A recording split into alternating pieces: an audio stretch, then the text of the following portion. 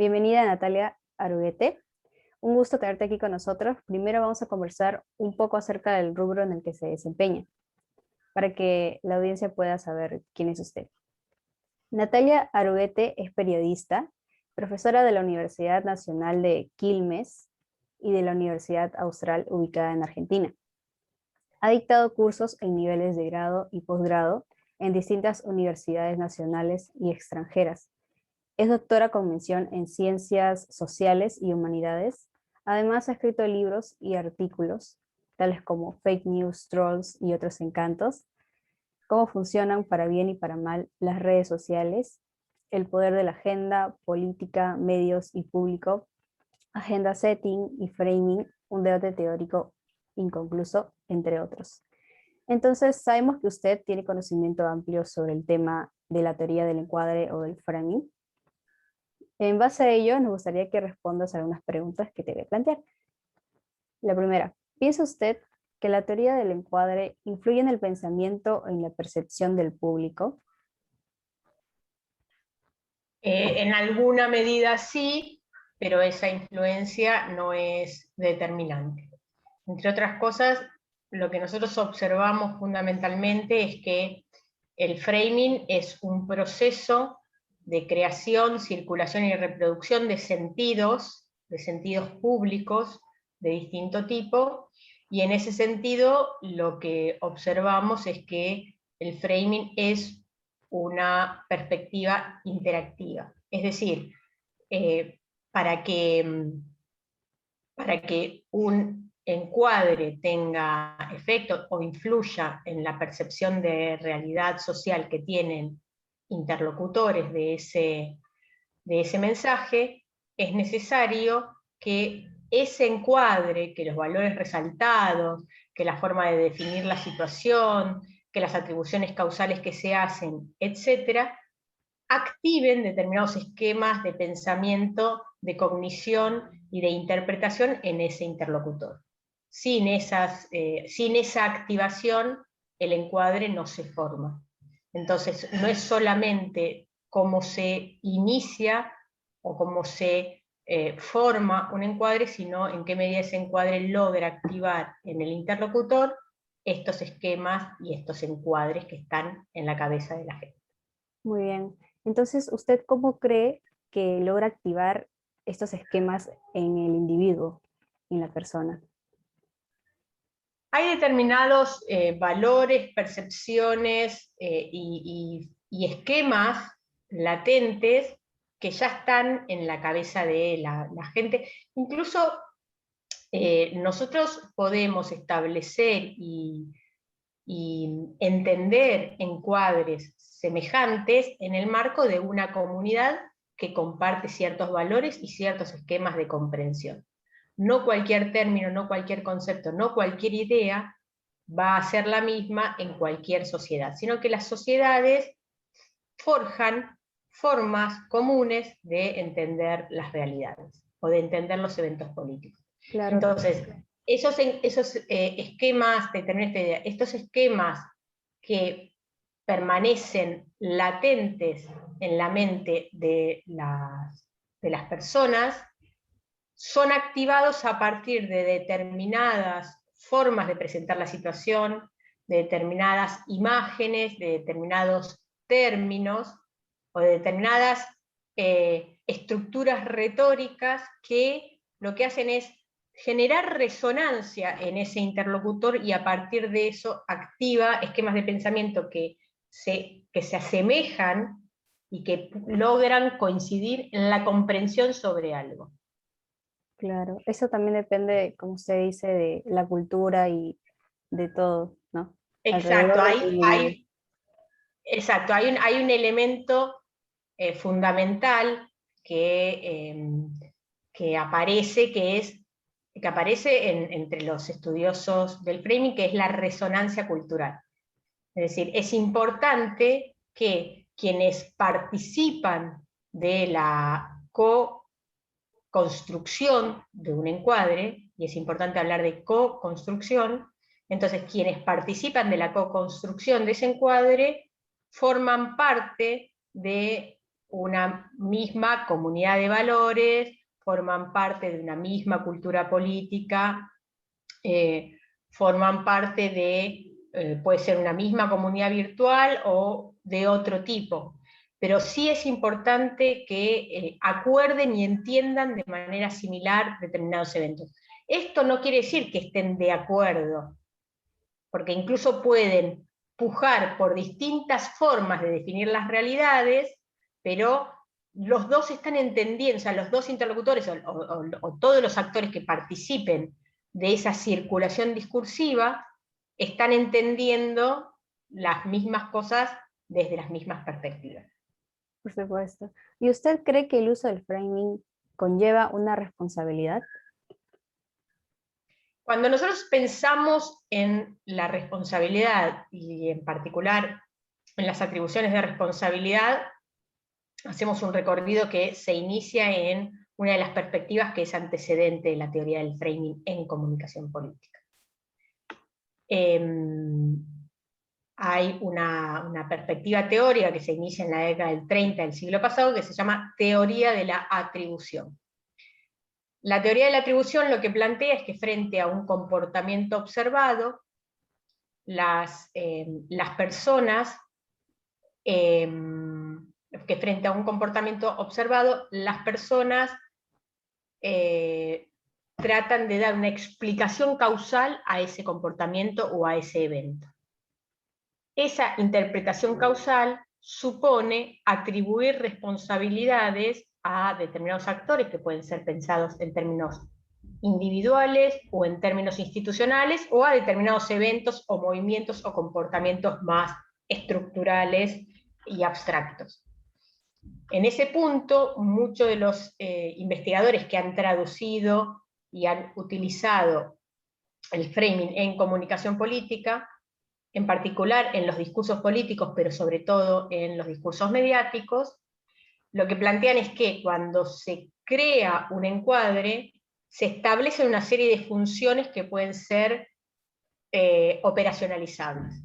Entre esas funciones, una es la definición de la situación, otra de las funciones es la atribución causal, y por ende, la atribución de responsabilidad alrededor de ese evento o comportamiento observado, otra es el sustrato moral, y la última función que establecen respecto de lo que es encuadrar es proponer un tratamiento, solución, o imaginar un pronóstico futuro de esa situación problemática que se define a partir de la definición de la situación.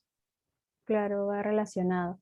Considerando que el periodista o redactor tiene creencias, pensamientos, posturas, ¿usted cree que la comunicación deja de ser objetiva al construirse la noticia? Yo creo que es imposible pensar que la información es objetiva. O sea, para mí eso es un error garrafal en términos conceptuales. No lo digo yo, por supuesto, lo vienen diciendo muchos estudiosos del framing, muchos estudiosos de la teoría del periodismo, muchos estudiosos de la sociología de las redacciones, e incluso los estudiosos de la teoría del agenda setting, y de muchas otras teorías, que es imposible pensar que un sujeto, decidiendo determinados criterios para que un evento sea noticiable, decidiendo que esos eventos son noticiables en función de sus valores personales, de su idiosincrasia, de sus experiencias, de las posibilidades de tiempo, de acercamiento o de comprensión del evento le dan para decidir esos criterios de noticiabilidad, y de los intereses institucionales, y de las relaciones que los intereses institucionales y que las instituciones mediáticas tienen con el poder político, y los momentos o los contextos que son condiciones de oportunidad para dar visibilidad o no dar visibilidad a determinados temas. Con todos estos factores que son determinantes en la construcción de una noticia, es impensable que una noticia pueda ser objetiva. Entre otras cosas, porque tal como decía Gay Tuchman, la noticiabilidad es una negociación.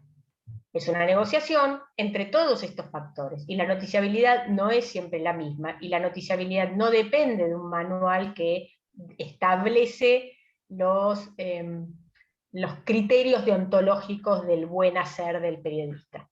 Eso en la realidad no ocurre. Con lo cual, de cuajo es imposible, por muy buena voluntad y por muchos deseos que tengan de hacer el bien, las periodistas, los medios de comunicación, las plataformas o quien quiera, es imposible definir a la noticia como una noticia objetiva, menos aún definir a un periodista o una periodista teniendo una postura objetiva.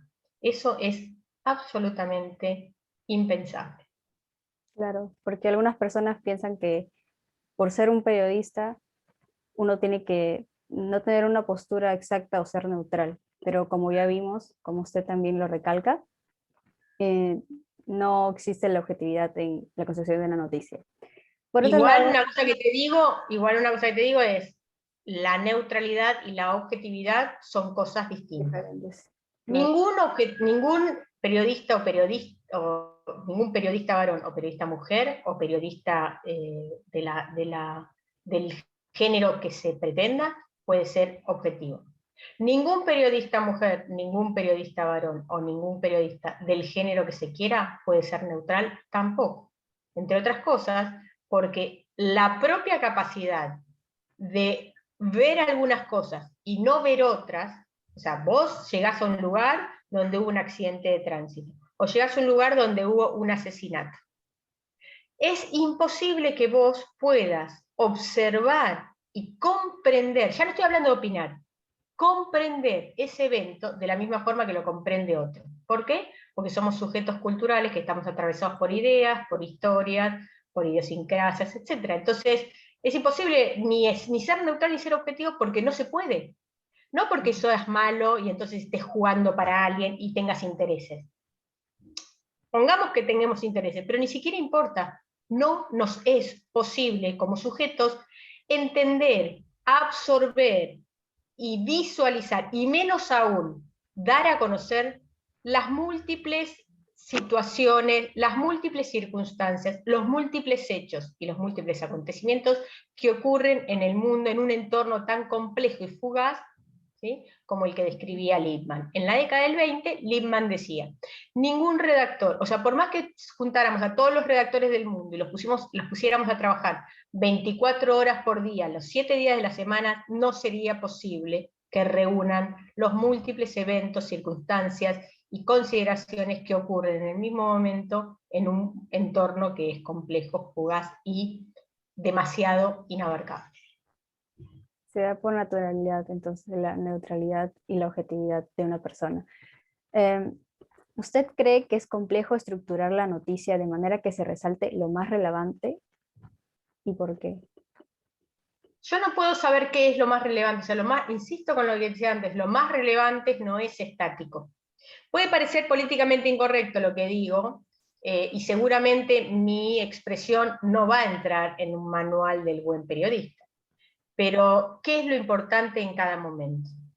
¿Qué es lo importante? Si vos ves a un ladrón que está entrando a un supermercado y roba a las 10 personas que están ahí dentro y roba además la plata que está en la caja. Hay un policía de custodia en el supermercado que asesina al ladrón, ¿sí?, en defensa propia, en defensa de la gente que está ahí, lo que quiera. ¿Cuál es la noticia? ¿Qué es lo importante de eso? Muy probablemente desde distintos periodistas, desde distintos medios y desde distintos momentos políticos y sociales y culturales, lo que es importante en ese evento va a ir cambiando, ¿sí? Si vos ves que un señor asesina a una señora, si esa señora eventualmente es su mujer o había sido su novia o lo que fuere, ¿por qué antes era importante expresar eso como un crimen pasional y por qué ahora hay un esfuerzo considerable de muchos colectivos sociales y de algunos funcionarios políticos dirigentes de presentar eso como un femicidio.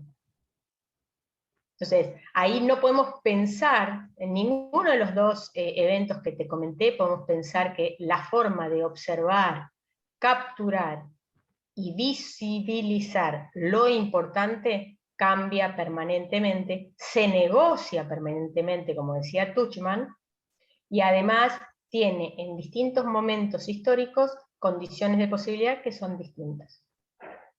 Entiendo. Cuando redacta un artículo, ¿qué criterios emplea para la construcción de un encuadre? El encuadre, en realidad, uno dice que el encuadre, como es un proceso, así como te lo decía al principio, el encuadre es un proceso que atraviesa todas las instancias de quienes participamos del proceso comunicacional. Quiere decir, atraviesa a los periodistas, incide e influye en los criterios de las propias instituciones periodísticas y mediáticas, queda plasmado en los textos noticiosos, atraviesa los esquemas de pensamiento, de concepción, de creencias y de cognición de los interlocutores o de las audiencias de esos medios, y además está presente en el entorno cultural, digamos, la cultura como un almacén de encuadres, decía Emma. Esto quiere decir que si el framing atraviesa todos los procesos de comunicación, no hay nadie que pergenie voluntariamente y discrecionalmente un encuadre.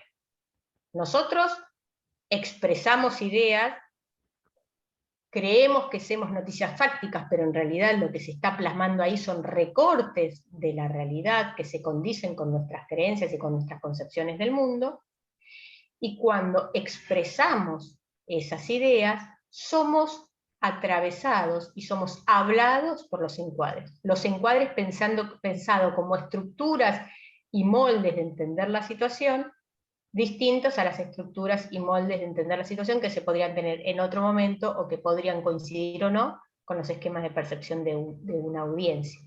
Entonces no es que uno elige qué encuadres usar. Uno escribe teniendo más o menos conciencia o más o menos instancias de autorreflexión y de vigilancia epistemológica de lo que está escribiendo, y de allí surgen determinados encuadres que eventualmente pueden ser reconocidos, resignificados y hasta estudiados en una instancia posterior, o por lo menos en una instancia distinta a la instancia en la cual se están produciendo esos encuadres. No nos olvidemos que los encuadres no solamente se producen en la instancia de la producción y de la construcción de una noticia, la noticia como construcción, sino que además esos encuadres o ese proceso de framing no solamente es producido, sino que además es circulado y reproducido por distintos actores que están involucrados y participando activamente del proceso comunicacional. Depende de los periodistas, pero no solamente de los periodistas, ¿verdad? Cualquier emisor. Nosotros podemos pensar en los encuadres de los dirigentes políticos, de los funcionarios, de los presidentes, de los actores sociales, de los colectivos que están queriendo impulsar, no sé. Nosotros acá tenemos un colectivo que es muy interesante, que desde hace varios años está queriendo impulsar una discusión alrededor de la violencia machista y de las sociedades patriarcales. Es un movimiento que se llama Ni Una Menos, y ese movimiento, Ni Una Menos, también forja determinados encuadres para entender la violencia machista, que se distinguen de las estructuras que tenían los periodistas de poder explicar la violencia machista. Entonces, se explicaban de distintas formas. Entonces ahí lo que hay es una puja de encuadre. Lo que dicen varios investigadores es que la teoría del encuadre es una teoría del poder, y el encuadre que quede como legitimado en un determinado momento será el encuadre que gane, y por ende quien lo promueve, o los actores o los sectores que promueven ese encuadre, serán los ganadores en esa puja discursiva. Muchas gracias por toda la información que nos has brindado, Natalia. Un gusto, de verdad, que nos acompañes y muchas gracias, de verdad. Bueno, muchísimas gracias a ustedes por entrar en contacto y espero que estas ideas que tal vez nos sirven para reflexionar sobre los circuitos de los discursos sociales y políticos sea de utilidad para poder reflexionar.